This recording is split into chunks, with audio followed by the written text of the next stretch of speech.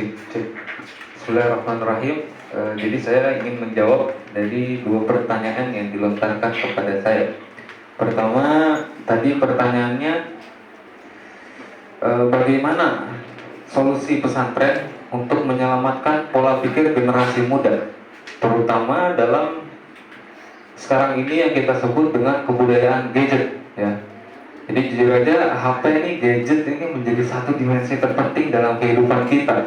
Mau itu ekonomi, hiburan, politik, semua bisa kita lakukan lewat gadget. Bahkan sampai kebutuhan sehari-hari kita, mau kita makan, mau kita minum, mau kita ke rumah sakit, semua itu dari gadget.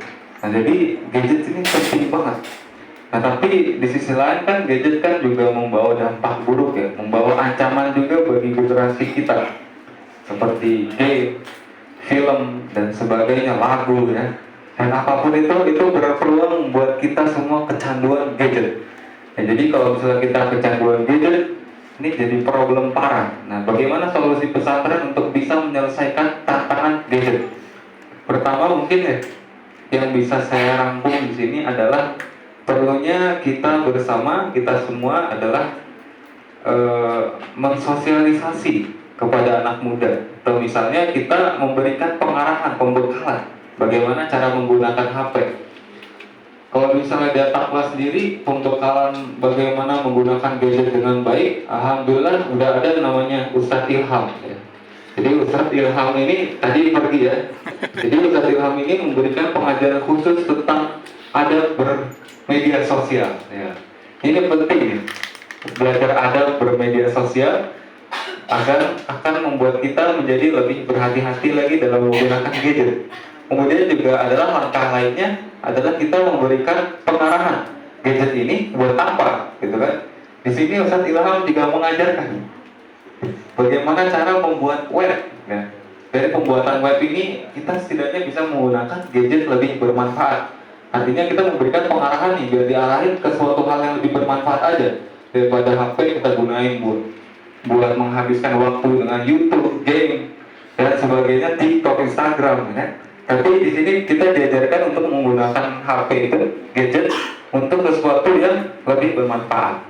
Jadi seperti itu. Intinya adalah mensosialisasikan kepada anak muda dan juga memberikan pembekalan bagaimana menggunakan gadget itu dengan lebih baik, ya.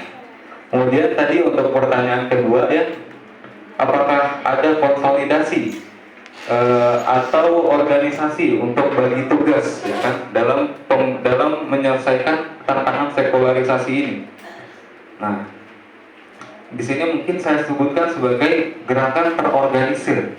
Apakah ada satu lembaga besar yang telah memahami tantangan pemikiran ini, melakukan pembagian, misalnya pesantren ini khusus tahfiz, pesantren ini ekonomi, yang ini gitu kan? Apakah sudah ada? Mungkin kita belum punya pergerakan secara terorganisasi yang begitu besar, ya. Tapi kalau misalnya kita lihat, misalnya di Jakarta ada pesantren IT, ada. Di Lampung ada pesantren IT, pesantrennya besar, saya lupa namanya apa, ada. Ada juga pesantren berbasis ekonomi, udah ada. Pesantrennya santri-santri diajarkan bagaimana menjadi pebisnis ulung, itu udah ada. Atau misalnya pesantren yang bergerak dalam politik, apakah tidak ada? Ada. Misalnya pesantren-pesantren NU, gitu kan. Ada dari perwakilan NU, jadi misalnya Menteri Pendidikan, Menteri Agama. Dari Muhammadiyah ada juga Menteri apa lagi. Jadi udah ada. Sebenarnya kalau gerakannya sudah ada dalam berbagai bidang. Dalam bidang apa lagi misalnya? Udah ada. Tapi apakah semua itu terorganisasi misalnya dalam satu pimpinan tunggal misalnya? Apakah sudah ada? Mungkin belum sekarang ini. Tapi itu mungkin jelas diperlukan. Perlu ada yang mengorganisasi dari semua pergerakan-pergerakan yang dilakukan pesantren. Tapi bagaimana caranya? Mungkin ini masih menjadi persoalan bagi kita semua. Bagaimana kita mengorganisasi pesantren-pesantren bergerak dalam bidangnya masing-masing. Tapi